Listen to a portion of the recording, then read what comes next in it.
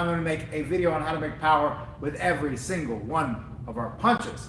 Now, if you don't know who I am, why should you listen to me? Well, I've been a professional and amateur boxing coach for about 15 years. I'm going to adjust this camera here real quick. And I not only boxed in the United States and in Mexico, but I was also coached by my father, who was a professional boxing coach, who did that for many decades. And he was mentored by Chuck Bodak. And Bodak worked with over 50 world champions, and he was the Olympic coach for Muhammad Ali. Let's get into making power with the jab. You know, have you ever wanted to, just from your jab alone, dominate people and discourage people? I know I always did, and when I started to do that just a little bit, the doors unlocked for me in boxing, all right? Now, the first thing with power with the jab that we need to consider, we need to know, and we need to ensure we do if we want to maximize power. Because again, you can do a lot of things and have power, all right, force. You do a lot of things suboptimal, but we're talking about the optimal, and we're also talking about it in the fashion that takes into account the trade-offs. Yes, if I go up over here and maybe go a little bit further back there, and then I go, boom, maybe that might be a hard jab. We're going to talk about later why maybe that could also not be a hard jab, perhaps. But what's the likelihood of me landing that jab? There's so much I'm giving away by doing that with my jab that becomes unimportant. And that's where people that don't know much about boxing, or as Roger Mayweather would say, don't know shit about boxing, or they say stuff like, oh, you know, you do this, do that, do this, do that stuff. You know, with the jab, you go, woo, like that. That's how you make power with it, right? That's how a pitcher would make power with it. Well, guess what? This isn't pitching. This is boxing. No one's going to hit you after you pitch the ball. No one's going to hit you after you hit the ball with the bat. No one's going to hit you in football after you throw the ball. They're not going to tackle you at that point. They're tackling whatever the ball is going to, whoever the ball is going to. Right? See how you can see now how little I know about football, but I mean, I think I know that part. Hitting with the knuckles, though. Very important concept. Now, for anyone from a martial arts background, you might have heard or thought, or even boxing background, the idea of hitting with the big knuckle, right? That idea. I don't know where that idea came from. It doesn't mean I disrespect it in any way, shape, or form. Whatever, cool. Not worried about it. And we can hit someone with the big knuckle. I'm not saying you can't hit someone with the big knuckle. But I'm here to tell you that it's not the best way. It's not the best way. Let's hit with the middle part of the fist, the actual middle part of the knuckles. Because think about it. If I'm going to support myself on my knuckles, I'm not going to do it on one knuckle. That's going to cause some wrist issues and things like that. I don't have that maximum power. And then when I was revisiting it just in the past year or so, really with the YouTube channel taking off and whatnot, people were talking about different things, and someone mentioned Jack Dempsey and the power line. And I was like, let me look back at that. Because I thumbed through the book, and then I guess in that book he talks about it as well. So it's like, dang, obviously people knew this stuff back in the 30s or 20s or whatever you initially heard that from. Hitting with the flesh part of the glove, not the point of the glove, right? And again, I'm not saying you can't hit people with the point of the glove, but just to maximize power. So often, you know, so many people overlook this. I tell the story many times about, you know, when I was talking to Roy Jones Jr. about one amateur guy that was really good on the circuit and was working with Roy for a while as a pro. And he was saying, oh, well, I asked him, what are you working on with him? And he said, oh, we're working on him hitting with the knuckles. I was like, man, you know what? You're right about that. The whole time, and you see with all these amateurs and a lot of pros, because they come from the amateurs, they hit with their fingers. They're like that on their punches because they're playing tag in their mind. That's part of what amateur boxing has become. Don't get me wrong, I'm not saying that there's not amateur boxers, plenty of amateur boxers out there that are going to run you into the ground and crush you and knock you out.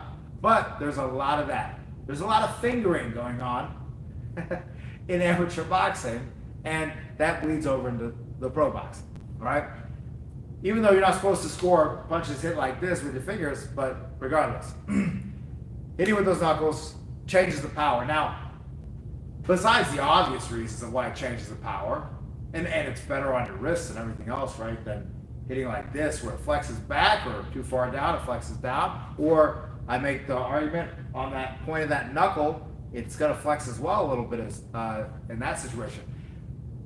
The way the wrap is in boxing, remember, We're not talking about bare knuckle boxing. If that's the case, you want to hit with one knuckle and bare knuckle boxing, maybe that's sure. Argue me that point in the comments, that's fine. No worries. I'm not too good to be wrong. But in the sport of boxing, glove boxing, where we have wraps on, and in professional boxing, you can build up those wraps gigantic, and they're shoved into 10-ounce and 8-ounce gloves. You want to hit with the middle part of the flush part of the knuckles right there. Right? Don't even think about the middle two knuckles. You want to hit with the flush part of the glove, hit with the knuckles. Because you have all that padding built up on those knuckles. What does that do? That creates a bulge. Not this bulge, this bulge. This creates a bulge that sticks out, pushes against that padding of the glove, makes it real tight, because that's the goal, is you want to pack that glove up so tight with that wrap that now it's hard. It's hard, very hard. And your knuckles are protected, so you can hit as hard as you want. You have to worry about injuring them, hopefully. And it's all pressed together. And so it's protruding through that almost. And that allows you to create even more power with your jab, with that punch. Any punch you hit with the knuckles, all right? A good way to describe this, I steal from one of my Golden Glove champions, Rachel Peterson. She said it real well. She was teaching a whole bunch of ladies one time. I think it was a whole bunch of ladies. Maybe it was a mixed group, whatever. I think it was, it was a whole bunch of ladies. And coaching 50 of them at one time. None of them knew how to box at all. And she did a brilliant thing.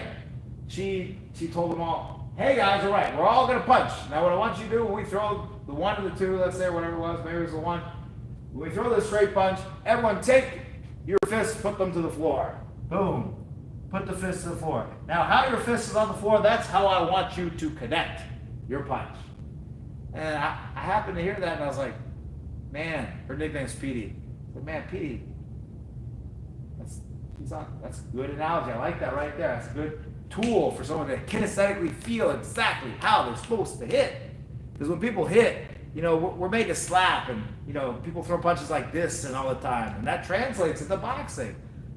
That was a great way. So put your fists on the floor, boom. That is how you're hitting with those straight punches. Planking on your fists, basically. Because when you throw a good hard punch, you're putting not only your body weight, but the velocity of your body weight on that connection point. So you want to protect it, you want it landing flush, and it's going to be harder as well because of the nature of the wrap and the glove and everything else. All right? So now you got the idea of hitting with your knuckles. Cool. Let's move on to the next point. The squeeze or the snap. Again, something that is not talked about a lot. Simply hitting with the knuckles more with your punches, not talked about enough, and simply squeezing and snapping, in my professional opinion, not talked about enough. People talk about the hips, pivot, should you not pivot, all this stuff, right? Breathing. I'm trying to think of all the random stuff. Of course, like weightlifting, you gotta lift weights to hit hard, you gotta do all this other stuff to hit hard, but they're missing the knuckle connection, and then this next part, the squeeze, and then the snapping part. The snap, the squeeze at the end of the punch, boom, is the main thing, or one of the main things, but it's definitely it's a top couple that's gonna jar someone's brain. If I hit you and I don't snap and hit you right in the jaw, it can bother you a little bit, depending on how big I am, how quick I do it, but it's not gonna have that big of an effect. It's not gonna be that powerful jab. It's gonna scare the hell out of people, make them worried, and now when they're worried about your powerful jab, guess what? Now when you feint that jab, or now when you throw that jab, they're reacting to it. Now it allows you to set up everything else versus a crappy jab, a throwaway jab that's just nothing, and you might as well not even be throwing it, and then you get countered off that throwaway crappy jab, and you're like, man, the jab sucks. Why do people say it's the most important punch in boxing? Well, when it's done right, it is. Right? Now, I'm not saying every jab has to be a powerful jab, but the ability to throw a powerful jab, at least a few of them in a fight, if not most of them in a fight, will allow you to dominate more. If you're already dominating, it's going to allow you to dominate more. If you're not dominating now, it's going to allow you to dominate finally. Don't you want that? I want that for you. All right.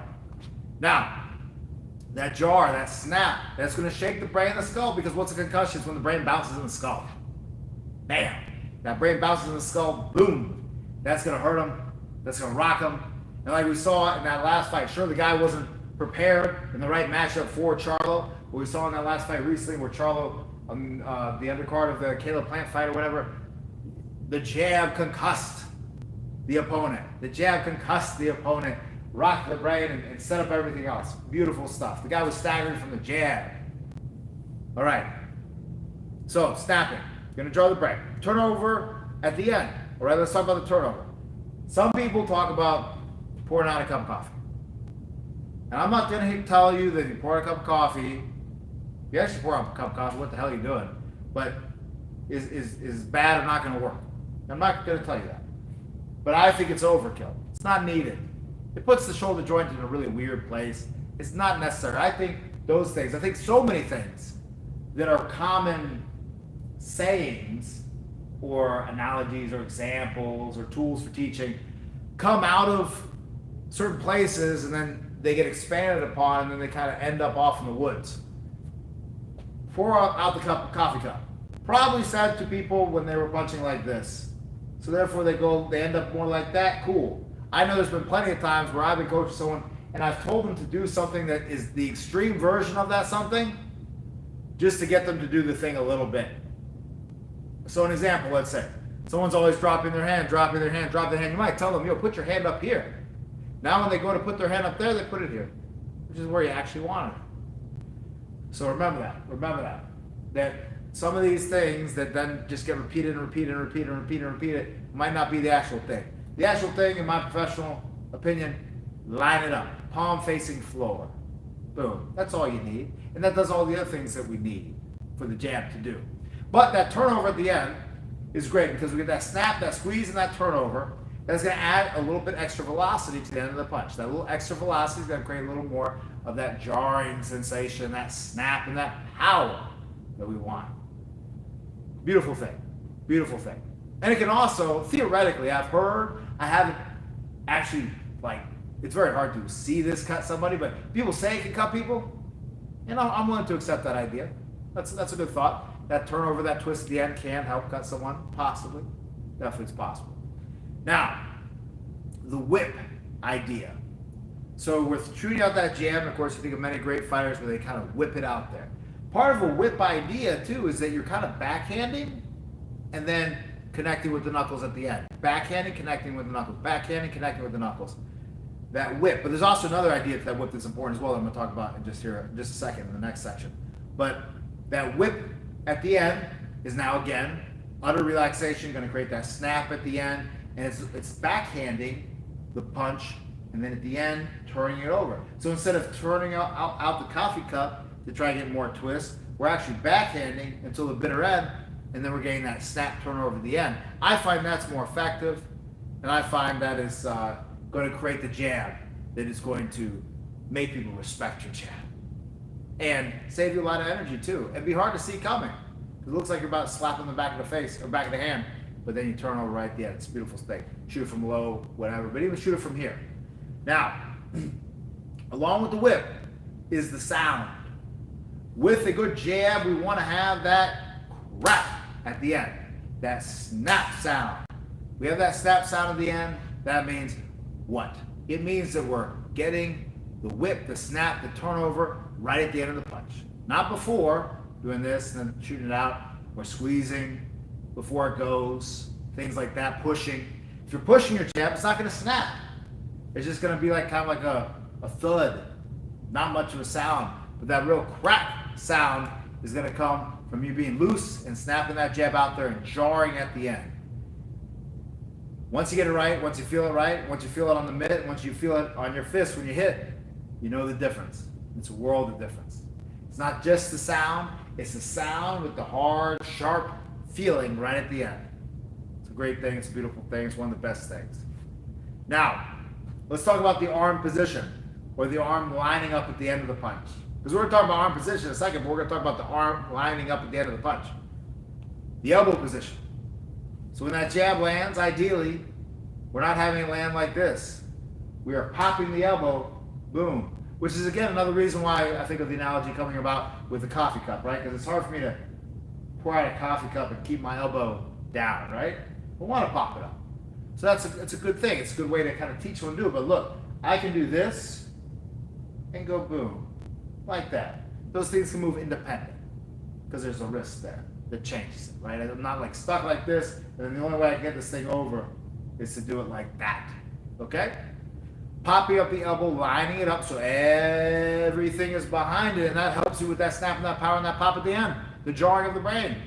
Because you shoot it out there and it's like this right at the end, and then all of a sudden the fist turns over, the elbow pops up right on that connection point. See that connection point right there? So right from here, that's when it's about to hit. Right there, it hits. Boom. Boom. Just like that. Boom. All snapping up behind it. The shoulder pop as well. You saw it start to happen. I tried to make sure it didn't happen, but it still happens because when you pop the elbow up, the shoulder pops up a little bit, and that's a good thing. Pops up the trap a little bit, and that's a good thing. It lends itself to protection. See, all these things work together. It's not just, hey, how am I going to throw a powerful punch? How am I going to throw a powerful punch to be protected? And guess what? Most of the time you throw a powerful punch and you plug in some type of protection, it helps to make the punch more powerful. It's a very cool thing, how all these things work together. So, we have that jab out there, and we snap it over like that, boom, at the end of the punch. You want to do your best to keep the shoulder relaxed back as much as possible. You don't need to go shrug both shoulders. You're here, boom, like that, snapping it up, protecting the jaw, the chin is down behind that. And again, that shoulder snap now assists you with that slight extra little bit of jarring and force and power that's going to rock people, hurt them, concuss them, which is what we want. Or at least if they feel it on any part of their body, they're going to be concerned. They catch it, they feel it. You jab them on the chest, they feel it. Jab them on the arm, they feel it. A good, hard, damaging punch. Bruise people, everything. But also concuss. That's what we want. Now, the shoulder extension. This is another little detail that a lot of people miss.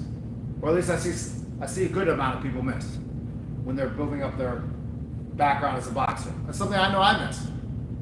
They'll throw the punch, the jab, and they'll be there with it. Okay? It looks like, and I don't know if you can maybe see it, but it looks like everything's pretty good.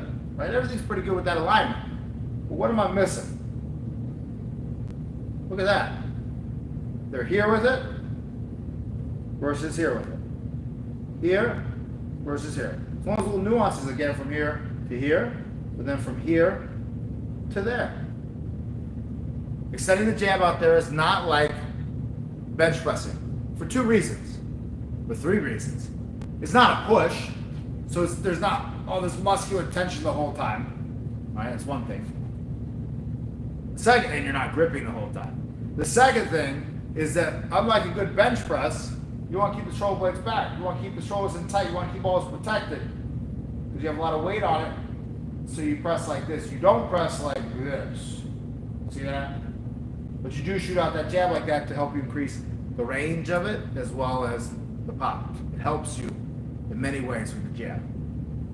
So it's very important you do that. So I recommend you make a focus to do that versus keeping it compact back here. Let it go out.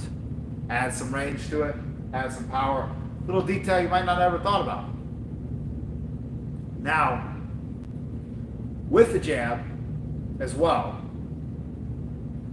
with the arm, I didn't have this point in my notes that I prepared, and I'm like, why the hell didn't I have this? What the hell's wrong with me? Well, here it is. That jab right there, no good. Right there, no good. What's wrong with that no good jab? The arm is straight. Locked out on the elbow joint. You throw too many jabs like this, you are going to hurt your elbow. You're going to hurt your bicep. Now you're going to be like, damn coach, my elbow's jacked up. What can I do? You need to wear a brace, you need to ice it, you need to rest, you need to not throw some jabs for a while, da-da-da. Have people's right hand a lot because they push the right hand or the rear hand a lot. But it'll happen to your jab too. Do not hyperextend it. Do not let the elbow joints catch it. Catch it before. So you extend that jab out. I'm here like this, but if you look, I have a slight bend to the arm. I'm not locked out on the elbow joint. Big piece there, guys. Big piece. It's not super bent. It's not hyperextended either. We're hyperextending because of the velocity that gets created at the end of the punch. Now, where does the arm start from to help us with building more power with the jab? By the way, if you want to work with me in a one-on-one fashion keeping in mind all these details that, or maybe the details you're missing that's keeping you from getting to the next level. I have the elite level coaching program where I work with you one-on-one, build out a program for you every single day, exactly what to do. You film yourself every day. I review your video every single day and give you feedback every single day. Feedback on your workouts, your sparring, your fights, everything. And you don't have to be a fighter for me to do it for you. I have a few people that aren't fighters. I have a few people that are very high level in their nation, number 2, number 3 in their nation, and then I have everything in between. Perfect way for you and I to work together so you don't not only take this knowledge and hear it, but put it into action. And that's what good coaches and good mentors are for, is to help you put it into action. So click on the link below the Patreon page so that you and I can work together. I look forward to working with you. All right, now where are we starting from to help us create some power with this jab?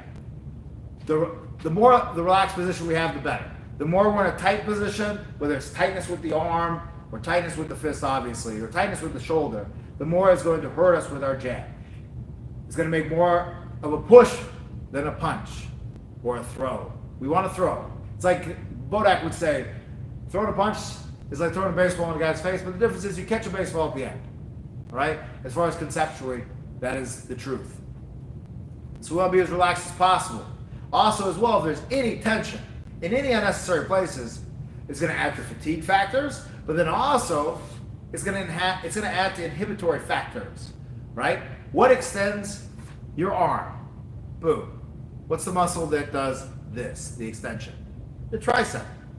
If your bicep is at all contracted unnecessarily during the extension process, you are now inhibiting that extension, slowing it down, creating more energy usage, and not create the velocity we want to create in that small little bit of time that is the time we want to land that jab. Now, think about having the hand, or the arm rather, resting on your side, in front like this, just like this. Don't think about it always jabbing from here, and don't always jab from here. Right here, it's a nice little even position. The fist is about the height of where your chin would be, so therefore you could pop it up easily, and it's just resting. The hand is open, and you have your back of your hand to them. That helps you with a little bit more of that width thing that I talked about earlier. Now, it's easy though when you start trying to turn it over to then let the elbow pop out like this, because also you're prematurely trying to turn it over. Again, think about extending, hitting with the back of the hand, boom, turn it over at the end, pop up the shoulder. That's it. So right here from this position right here, and then just like that here, just like that, snapping up the middle. And feel that. I feel that in my neck. I feel that in my trap. Right at the end of the punch. Oh, nice power. Let's go on to the torso. The torso and the head. So arms chopped off, we're focusing on this and we're focused on this thing. Now, with that jab, I find you have a more powerful jab when you're sided up, when you do the other things I'm going to talk about later. But play with it. You know, experiment a little bit. Don't just take my word for it, but definitely from this side up position, shooting out like that, I find that to be the hardest jab. That's the jab that when you do it the right way and in the fashion, some of the details that we're going to pick up on at the end, oh my God, it is astounding what it does to people. I notice there's not a lot of hard jabbers that jab from a squared up position. Now, I know what you're saying. You're thinking, well, the torso twist, Coach Keith, right? The torso twist, right? So I'm here and let's say like that, you and I are boxing, I'm in a squared stance, and then I'm gonna boom, torso twist, boom, torso twist. Like, yeah, the torso twist, there's gonna be some good power with that one, absolutely. I ain't gonna deny it. And I'll tell you the instances of when to use that. So one way that I was taught that I like the idea of when to use it, that my dad, for instance, utilized, a lot of guys in the gym, is you're a longer person, whatever, and let's say someone's trying to come in on you, you might square up a little bit, and they're stepping into your range, and right from this more squared up position, you turn hard to sticking with a hard jab, all right? Just kind of from a stationary position to give them really something to worry about without moving. Those are the instances where that type of punch makes sense. But in the vast majority of instances, your punches are going to be better in general the more sided up you are. That's why, by the way, most champions in the history of boxing are in a more sided up stance versus a squared stance. Most of the most powerful punchers as well in that sided up position. It's going to give you more power, and then we're going to use the jab. We're going to create power with steps and things like that as opposed to rotation. Because also what that rotation does, which leads me to the trade-off, the downside of rotation, which is why I don't generally teach rotating with the jab, and it's problematic for two reasons. Reason number one, well, actually I'll give you three reasons. Reason number one, it's going to be a little slower from here than from here, right? That's one reason. Second reason is if you try to double it up like that, I guess the first one is a twist and the second one you don't twist with. So regardless, you got to learn how to do it this way anyway, like my method that I'm talking about. So, but if I try to double jab, boom, boom, like yeah, those are both hard, but pretty freaking slow. And that's a problem as well, because we want to find that perfect place of fast and powerful. Because you can be very fast and not be very powerful. You can be pretty powerful or very powerful and pretty darn slow. You got to find that sweet spot. And that sweet spot waxes and wanes a little bit. And as you get better at your technique, like Chuck Bodak would say, through proficiency of movement comes speed, right? But don't try to just do speed, not have proficiency of movement, because then it's just ain't got nothing on it. And that's where you become that fast guy who doesn't have anything on his punches. Fast guy or girl. All right, so, and then the third reason, so the double jab is not so hot, the multiple jab is not so hot because it's rotate, rotate, rotate. But then also the challenge is that now if we want to shoot a left hand or a lead hand off for a jab, it's more problems. So now you become the left-right fighter. You don't want to become a left-right fighter. You want to become a fighter that can be left, left, left, left, left, left, left, or lead, lead, lead, lead, lead, lead, lead, rear hand, lead, lead, lead, rear hand, lead. Not lead, rear, just like you're doing this. No, that's easy. That's easy to deal with. Easier. Someone that does this non-stop versus someone that doubles up on something. Boom, boom, boom, boom. That's problematic. But again, if we're shooting our jab, you can't do a 1-3, or it's hard to do a 1-3. Sorry, shouldn't say can't, but it's very hard. Very hard to from here go 1. Now I'm rotated like this, really over-rotated, and then from here, boom. All right. It's just kind of overdoing it. Now there's a time and place sometimes for it, but I'm talking about your foundation of the power jab. That's what we're talking about. All right, now the last thing, as far as the torso and the head goes, because we're chopped off the arms. After the torso and the head, we're going to go downstairs to the foundation. Kind of going backwards on this, but you can have all this up, right, and this all jacked to hell, and it doesn't matter. Because at the end of the day, with a punch, and this is kind of an opposite philosophy to most people, at the end of the day, with a punch, the way that I'm running through this, in my opinion, is and oftentimes the way that the hierarchy should be structured. Because what transfers the power to your person? Where is all that power taken from you and given to them? It's given to them at the end of your fist. So if that part is not correct, it doesn't matter much about everything else. Granted, you could slap the hell out of someone and cause some damage, right? You could palm strike them in the jaw and I guess cause some damage too. But for that real extreme powerful punch, it's the knuckle connection and then it's everything filtering down from that. But again, it doesn't mean necessarily all like that's more important than this. It's all important together, but let's get the first part right, which is the connection point, and then get it all together. All right. A little bit of an opposite way of looking at things, just how I find a lot of success with helping people that are beginners build up or mid-level build up. Because oftentimes it's the link in the chain that's broken is somewhere up here. They got the stance pretty good, or they got the step right, or they got the rotation right, but then it's those little links in the chain, like knuckle connection and stuff like that are the problem, or the timing of the squeeze. Now, speaking about this link in this chain that you don't think about often is your head and what it does when you punch on the jab. That helps you with power, and if you don't do it, it hurts you with power. Popping the head up. If I'm like this and I shoot a jab, and I pop that head up as I jab, that's going to be a problem. Because now, this weight, that's my head's pretty big, but no matter how big your head is, now this weight's going this way. It's going in a different direction than where we're trying to transfer force. We want to keep it with us. We want to use that 8 to 10 pounds, depending how much your head weighs, and bring it with us, boom, on this punch. When we step with it, bring that with us. It changes the power dynamic, but then also, as you can imagine, just like the beautiful art of boxing is, it all works together. Hit and don't be hit. Hit hard and be hard to hit. It all works together. Beautiful stuff. Now, we're getting close to the end, guys. Legs. the step. Stepping with a jab. I know some people don't even teach the step with a jab. Weird enough. I don't know how are you supposed to get to somebody to actually with a punch, right? And are you supposed to walk up to somebody? Like if I'm shorter, for instance, specifically, if I walk up to you and then now I punch? No. Right from out of range, I'm going to use my jab to get into your range, right?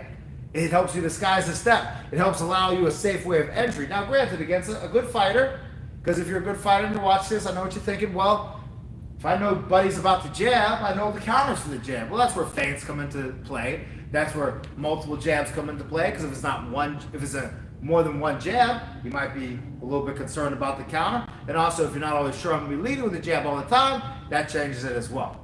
Feints, different amount of jabs, and different leads are all things that go in together to nullify the idea of, oh, well, you just shouldn't jab at all or step with the jab. The step with the jab gets you a safe entry most of the time and assists you with the power of the jab. But the keys with the step is to bring the back foot. Because I can step with the jab, boom, and I got some forward momentum on it, absolutely. But now there's a few things challenging that happen here. Again, talking about defense and offense together to great power is because nothing in boxing happens in a vacuum. Let's talk about the power part first, because that's why you're here, that's why you watch this. This leg comes up, when that connection hits, then this leg is heavy. If I chop my leg off and it's not a part of my body anymore, it's not going to be very hard. If I'm just like this, let's say, and I shoot a jab, boom, it's not going to be quite that hard. But if I'm here and I shoot a jab, boom, and that back foot steps up under me, that's going to help with the power. That's going to help with the power. It's going to put you up a whole other weight class with your jab. Don't you want that to happen? I want that to happen for you. Bring up the leg right on the connection point. So we're here, boom, comes up as you hit. Snap it, like my dad would say, under your butt. Very important. All right, now, have the idea of pushing off the rear foot. So that rear leg, you're weighted on it, and that allows you to take that step and put that force on that jab, sliding it up under you, versus trying to, let's say, necessarily step with the lead hand and then slowly bring up the rear foot. Most people are slow with their rear foot when they jab. I recommend you make a real focus on making that rear foot snap up as fast as possible, because then talking about the defensive side, if I'm like this, boom, yes, that's good if I'm a long fighter and my range is not your range, right? So I'm a long fighter and I'm out of your range, I'm out of my range, and if I go like this, I go right to my range and I'm still not in your range because you're shorter than me, and then I go back to here and now you got to take a couple steps to get to me. But if you're equal size, right, or you're shorter, let's just say you're equal size, and I'm here, where is the guy going to go after that? Right after this. He's probably going to go back to here. And now you know exactly where he is. Versus I'm here, now, from this position, I can aggress further if I need to, or cut angles, do anything I want to do. Anything. But I'm not stuck. All right? Or I'm getting stuck with like being a 1 and then a 2, a rear hand shot to bring it up, because I don't want you to be a left-right fighter. Let's be versatile, like most of the greats are. All right. Now, one more versatile than you think even. Now, the feet. All right, here we are, the feet, and then we're going to talk about general principles. The feet. How does the foot land with the jab? This all influences power too, because it's all like little breaks on it, little choking points. If I shoot that jab like I talk about with footwork and everything else, and I connect like this with the ball of my foot, I'm breaking myself. I want to connect with the ball of my foot. Kind of tiptoeing on the ground like that. Here. That is going to allow me to get that. Versus, boom, stopping myself, and then I get that little hair. It's the little hairs that make the difference, but then again, this all works together, guys. It all works together. Because, guess what? You know what it is if you watch my stuff or you know much about boxing. From here, you ain't going to do anything until you go there. You're there, not doing jack, there, now you can do something. Go ahead and go like this and try to move off of that. It's pretty hard to move effectively at all off of that. Now, the feet, the step close to the ground. You want to almost slide with that step. Because we don't want weight transferring up there. You don't want to woo up like that. It's not going to help you have a more powerful jab. Force goes that way. We want all the force to go this way as much as possible slide as much as you can without tripping up on the canvas. Then we want the step to be relatively small. Now granted, a slightly bigger step is going to help with some momentum generation with the jab. You look at a lot of really hard, powerful punching jabbers. They take a decent sized step with it. Okay, these are just facts of life. But they're not huge lunges like that because obviously for the defensive reasons, as well as because you get too close, it'll be problematic. But then also as well, guess what? Momentum gets created, but you're not, at a certain point, you're not building up any more momentum. Does that make sense? If I throw a ball at you, sure it has an opportunity to build up momentum, but then there's a point where momentum dissipates. Same thing with the jab. If you step too big with it, it's going to dissipate. So let's try to keep it within that 5 to 6 inch range. And guys, 6 inches is not that big. We would all like to think 6 inches is this big if you're a guy, right? But 6 inches is the size of a dollar bill. So that's smaller than a step of your foot, right? So most people's feet are bigger than 6 inches. So therefore, it's going to be a smaller step of the length of your foot. And again, sometimes it might be a little bit more than that, very slightly, but let's try to operate within that range, okay? It's not an all or nothing, black or white. If you step a little bit bigger, you're going to be freaking murdered and you're dead and you're garbage. You're never going to win a fight. No, that's not the case. But let's try to operate within these parameters, all right? Because the play pays off. Now, wrapping up, general principles. The last thing, guys. If you enjoyed this video, guys, make sure you click like, subscribe, comment below. Questions, thoughts, anything you gathered from it. Also share it with someone you think might benefit. The general principles that I'm leaving you with right now. Stick it versus snatch it. Not the snatch, we want the stick. What I mean, when we're working our power jab, instead of hot stoving it and boom, oh my gosh, you're pulling it back off. You know, you punch and you go, oh my gosh, you know, like that. Yes, it falls in the line of being a little bit of a whippy jab and stuff like that, and it can kind of cause some whip-like damage, right? I can crack you with a whip and it's going to cut your skin a little bit, things like that. But we want to stick it a little bit. So we want to keep that whip aspect of being loose and relaxed that you do with a whip, but let it stick for a second. That doesn't mean push it. That doesn't mean hit it and then try to push through it. That just means don't be so fast to retract it once it connects. I don't mean leave it out there either. Pop it, dig it, snap it, grab, and then bring it back. But don't overspeed the bring back that diminishes the power of the punch. You'll notice a dramatic difference when you focus on this other general principle, which is aiming correctly. Aiming for the most impactful places to aim on people. You jab somebody on the tip of their jaw. Above all other things, maybe the neck if their chin is up in the air, punch them right in the throat. But the tip of the jaw, if you're able to get that tip of the jaw with that jab, that is the target, my friend. So when you stick it right on the tip of the jaw and you take that step with it, you snap like I'm talking about, pop your shoulder up, line it all up, squeeze tight at the end. You feel it. They feel it. That's where you go. Tip of the jaw. That's the aim for it. You can get the nose too, that's good. Tip of the jaw, guys. That's called the button in boxing. It's a phrase I don't hear anymore, but it's the truth. All right. Then also catch with it. Now you can say, I'm just throwing this in there to talk about defense with powerful punching.